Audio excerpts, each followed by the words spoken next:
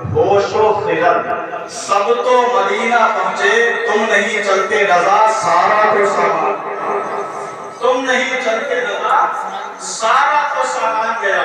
اور جب سرکار اعلیٰ حضرت فاضل بریلوی رضی اللہ تعالیٰ عنہ مدینہ شریف کی حاضری کے لیے نکلے، وہ وقت آیا امام اہل سنت مدینہ شریف کی حاضری کے لیے نکلے، اور یہ زمانہ وہ زمانہ تھا جس زمانے میں لوگ پانی کی سواری سے سفر کر کے مدینہ شریف تک جایا کرتے تھے۔ امام عشق و محبت سرکار اعلیٰ حضرت فاضل بریلوی رضی اللہ تعالیٰ عنہ جہاز میں سوار ہوئے، سمندر کے اندر جہاز چلا، اور جب بیچ سمندر میں جہاز پہنچا تو حالات یہ ہوئے کہ سمندر کے اندر بھنور پیدا ہوا، طوفان کے آثار نمایاں ہوئے، لوگ پریشان ہیں، بے قرار ہیں، بے قراری کا عالم ہے۔ تمام لوگ امام عشق و محبت کے پاس آئے کہ اب کیا ہوگا؟ طوفان کے آثار پیدا ہو رہے ہیں، بھنور پیدا ہو رہا ہے، اور قریب ہے کہ جہاز ڈوب جائے، اور جہاز ڈوبا تو ہم بھی ڈوبیں گے۔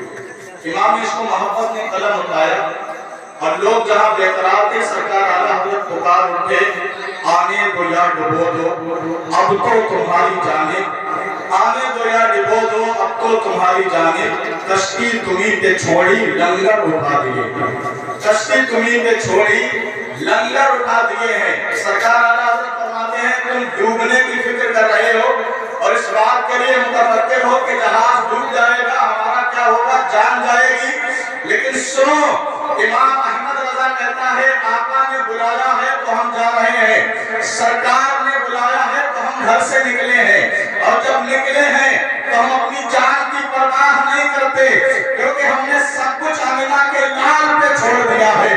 وہ چاہے تو مدینہ تک بلا لیں، آنے دو یا ڈبو دو اب تو تمہاری جانب، کشتی تمہیں پہ چھوڑی لنگر اٹھا دیے ہیں۔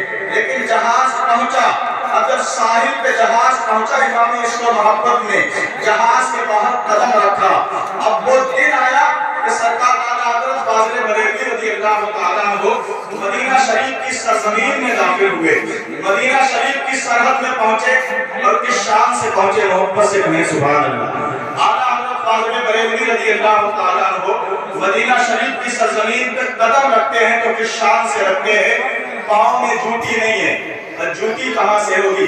اعلیٰ حضرت نے تو فرمایا تھا حرم کی زمین اور قدم رکھ کے چلنا، ارے سر کا موقع ہے ہو جانے والے، سرکار اعلیٰ حضرت کے پاؤں میں جوتی نہیں ہے، مدینہ شریف کی زمین پہ چلے، اور جب چلے ننگے پاؤں کے پاؤں میں کانٹا چبھا، اور جب کانٹا چبھا امام عشق و محبت نے اپنے پاؤں سے کانٹا کھینچا، کھینچ کر ہتھیلی پہ رکھا، ہتھیلی پہ رکھا، آنکھ سے آنسو نکلے، ہتھیلی پہ گر گئے،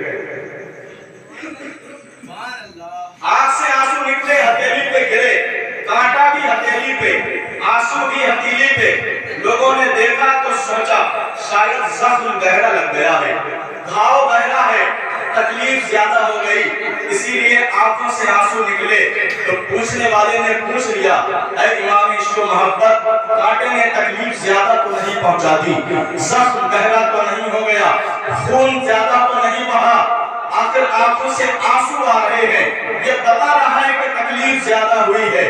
اعلیٰ حضرت پکار کے لوگوں، تمہارا یہ گمان ہے کہ تکلیف کی وجہ سے آنکھ سے آنسو نکلے، تمہارا یہ خیال ہے کہ زخم کی وجہ سے میں بے قرار ہو گیا، نہیں، آنکھ میں آنسو اس لیے آئے، ہتھیلی سے کانٹے کو اٹھایا، امام پکار کے اے خارے شہر طیبہ، پاؤں سے کیا کام تجھے، اے خارے شہر طیبہ، پاؤں سے کیا کام تجھے، آ میری جان میرے دل میں ہے رستہ تیرا، آ میری جان میرے دل میں ہے رستہ تیرا، اے مدینہ شریف کے کانٹے، احمد رضا کے طلبوں میں تیرا مقام نہیں، تیری شان تو یہ ہے، اگر امام کے سینے میں پیوست ہو جاتا، امام کے دل میں چھپ جاتا تو احمد رضا کی خوش نصیبی ہوتی۔ سرکار اعلیٰ حضرت کا عشق یہ ہے، ایک شاعر نے امام عشق و محبت کے عشق کو دیکھا تو شاعر پکار اٹھا، ہے اتنی شدید اب تو تمنائے مدینہ، ہر سانس سے آتی ہے صدا ہے مدینہ، اور کیوں اور کسی شہر کی روداد سناؤں، شیدائے مدینہ ہوں میں شیدائے مدینہ۔ امام احمد رضا کے عشق کو دیکھا تو شاعر پکار اٹھا، روبا ہے اس سے عشق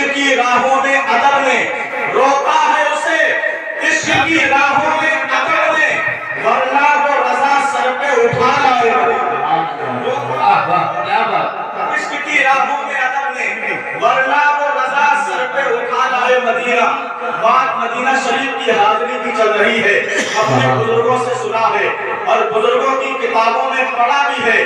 اللہ کے رسول صلی اللہ علیہ وسلم نے ارشاد فرمایا من زارا تربتی وجبت لہ شفاعتی، جس نے میری قبر پاک کی زیارت کی اس پر میری شفاعت، اس کی شفاعت میرے ذمہ کرم پہ واجب ہو گئی۔ سبحان اللہ۔ مطلب یہ ہے کہ جو میرے روضے کی زیارت کر لیتا ہے میں میدان محشر میں اس کی شفاعت فرماؤں گا۔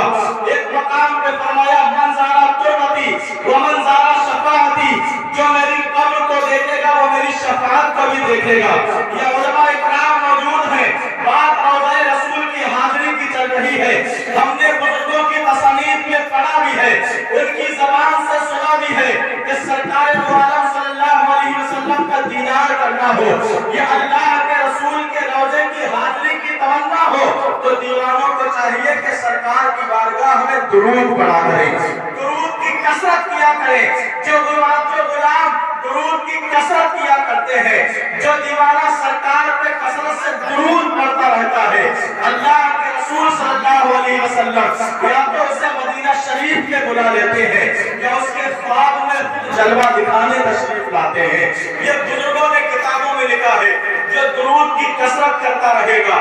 جب میں نے یہ بزرگوں سے سنا تو میں نے تاریخ میں ایک باب بھی پڑھا اور اس تاریخ میں لکھا پایا ہندوستان کی سرزمین پر ایک شہر ہے جسے جوناگڑھ کہا جاتا ہے، اسی جوناگڑھ کی سرزمین پر ایک سرکار کا عاشق زار رہتا ہے جسے جوناگڑھ کا سنگ تراش کہا جاتا تھا۔ سنگ تراش ہے اور پتھروں کو تراش خراش کر کے اپنی زندگی کے شب و روز گزار رہا ہے، ایک مزدوری کی طرح کام کر رہا ہے۔ اس کی کمائی کتنی ہے، اس کی زندگی کس طریقے سے بسر ہوتی ہوگی آپ سمجھ سکتے ہیں۔ ایک انسان ہے جو گاڑی گری کر کے اپنی زندگی کو گزار رہا ہے، لیکن سرکار سے اتنی محبت ہے، اتنا پیار ہے، اتنا عشق ہے۔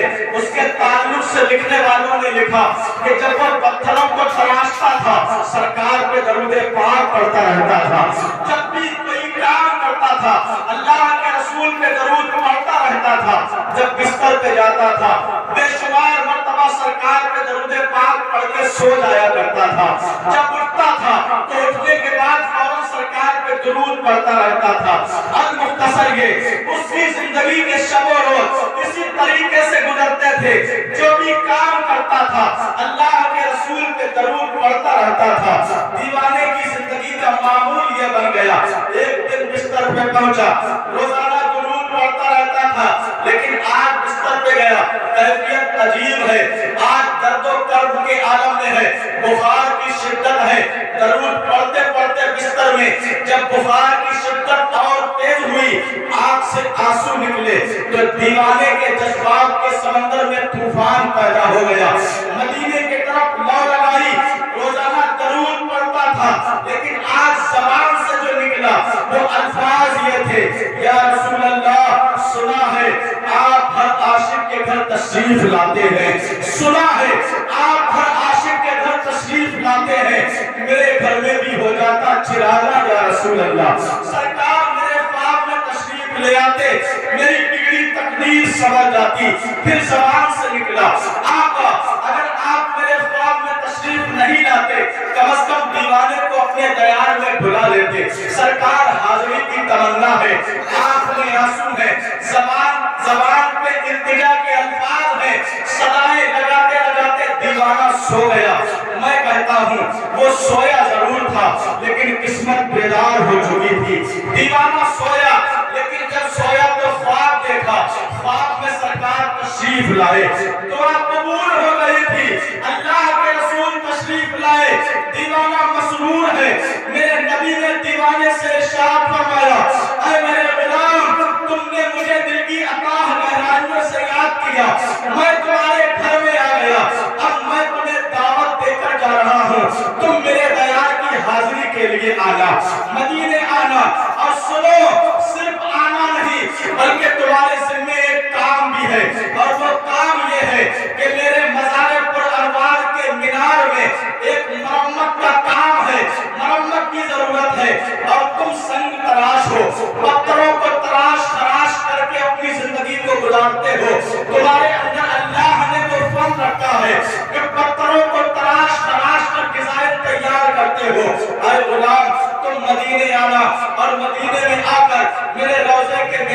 की मरम्मत कर देना। दीवाने की आंख खुली, बेदार हुआ, आंखों में आंसू थे और मसरूर था कि सरकार ने करम फरमाया, ख्वाब में तशरीफ लाए। लेकिन अल्लाह के रसूल सल्लल्लाहु अलैहि वसल्लम की वो बात याद आ गई कि सरकार ने फरमाया था, मैं तुम्हारे घर आ गया, अब तुम मदीने में आना। अल्लाह के रसूल ने मुझे दावत दी है, सरकार ने बुलाया है, मैं जाऊंगा जरूर। लेकिन जब अपनी जाहिरी हालत पे गौर व फिक्र किया तो परेशान हो गया, मैं मदीना कैसे जाऊंगा? ना तो साजो सामान है, ना मेरे पास रुपया पैसा है, ना ज़्यादा सफर है, आखिर कैसे जाऊं? किसी आलम में इंतजार कर रहा है कि आखिर वो घड़ी कब आएगी, मैं भी मदीना में हाजिरी देने जाऊंगा। आखिर वो महीना आता आ गया जिस महीने में हिंदुस्तान के लोग हज करने के लिए अपने घरों से निकला करते हैं। आखिरी बातें, उसके बाद अपनी बात खत्म करूं। संतराश है, इंतजार कर रहा है मदीना शरीफ कैसे पहुंचूंगा। वो महीना आ गया जिस महीने में लोग हज करने के लिए काफिलों के साथ अपने घरों से निकला करते थे। संतराश है, एक चौराहे पे खड़ा है, हुज्जाजे इकराम का काफिला निगाहों से गुजर रहा है, उसी काफिले के साथ शामिल हो गया। बगैर किसी तैयारी के, बगैर किसी साजो सामान के काफिले में शामिल हो गया। अब समंदर के किनारे काफिला पहुंचा, लोग जहाज में सवार हो गए। अब ये अकेला है जो समंदर के किनारे खड़ा है। जहाज में बैठने वाले बैठ गए, जहाज चलाने वाले ने जहाज को स्टार्ट किया। स्टार्ट करने के बाद चलाना चाहा, लेकिन बताने वालों ने बताया कि कप्तान ने जहाज को चलाने की बहुत कोशिश की, लेकिन जहाज है कि चलने का नाम नहीं लेता है। लोग हैरत में हैं, आखिर क्या हो गया? जहाज में कोई खराबी तो नहीं आ गई? मिस्त्रियों को बुलाया गया, इंजीनियर्स को बुलाया गया, सबने जहाज को चेक करने के बाद नतीजा बता दिया, जहाज में कोई कमी नहीं आई है। एक तजुर्बेकार शरीफ इंसान की नजर समंदर के किनारे पहुंची, उसने दीवाने का चेहरा देखा तो जहाज के कप्तान से कहने लगा, जहाज में कोई कमी नहीं है, मुझे ऐसा लगता है ये जहाज किसी का इंतजार कर रहा है। वो ना हो जो समंदर के किनारे गुलाम खड़ा है, दीवाना खड़ा है, इसका चेहरा बता रहा है ये इस जहाज में सवार होने के लिए तजस्सुस कर रहा है और ये जहाज इसका इंतजार कर रहा है। लोगों ने पूछ लिया, दीवाने को करीब बुलाया गया, क्यों खड़े हो? तो दीवाने ने बड़ी सादा जबान में जवाब दिया, मदीने जाना है। लोगों ने कहा मदीने जाना है, आओ सवार हो जाओ, किनारे क्यों खड़े हो? दीवाना भी जहाज में सवार हो गया। अब जहाज में कप्तान ने जहाज को चलाना चाहा, जहाज स्टार्ट भी हो गया, चलाना चाहा तो चलने भी लगा। अब मदीना शरीफ का साहिल आ गया, लोग जहाज से उतरने लगे।